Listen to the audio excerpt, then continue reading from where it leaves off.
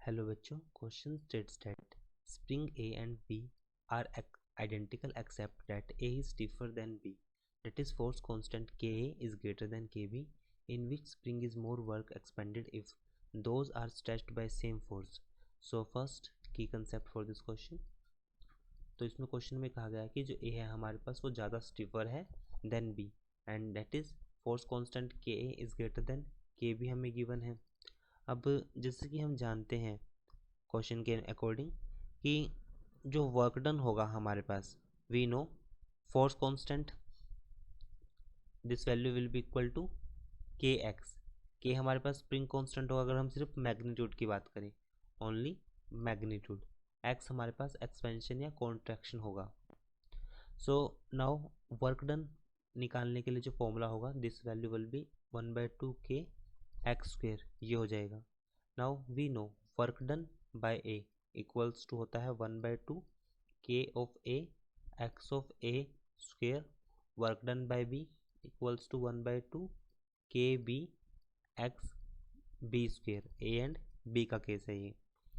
अब दोनों रेशो को हम डिवाइड करते हैं, work done by A divide by work done by B. 1/2 से cancel, so this value K A by K B and second case में X A by X B हो जाएगा, X A by X B whole square, ये हो जाएगा from equation.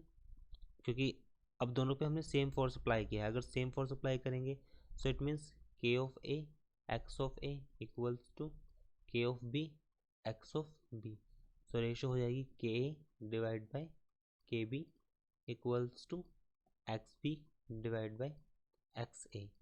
So X B X by A को हम convert कर सकते हैं के और के बी से, तो यहाँ पर के ए की जगह यहाँ पर x B by x A क्या हो जाएगा, k by k B, but हमें x A by x B चाहिए तो ये हो जाएगा के बी बाई के ए। सो यहाँ पर पुट किया हमने वैल्यू को k A divide by k B x A by x B, it means this value will be k B square divide by k A. के से के कैंसिल, के बी से के बी कैंसिल, तो हमारे पास रेशियो बची work done by A and work done by B equals to k B by k A. Since के ए की जो वैल्यू है हमारे पास वो ज़्यादा है के बी से, के इज ग्रेटर देन के बी, वो किसके डायरेक्टली है, वर्क डन बाय बी। सो इस पॉइंट से देख सकते हैं कि के ए की वैल्यू ज़्यादा है तो work done by B is greater than work done by A, ये वैल्यू हमारे पास ज़्यादा होगी। सो अगर ऑप्शन देखा जाए तो हमारे पास सिंपल है, दो are stretched by same force, so which spring is more expanded, कौन सा ज़्यादा एक्सपेंड होगा। सो यहाँ पे हम बोल सकते हैं कि जो वर्क डन होगा हमारे पास, मोर वर्क डन हुआ किस केस में होगा, बी के केस में होगा, more work done in case of B. It is our answer. I hope solution is understandable. Thank you.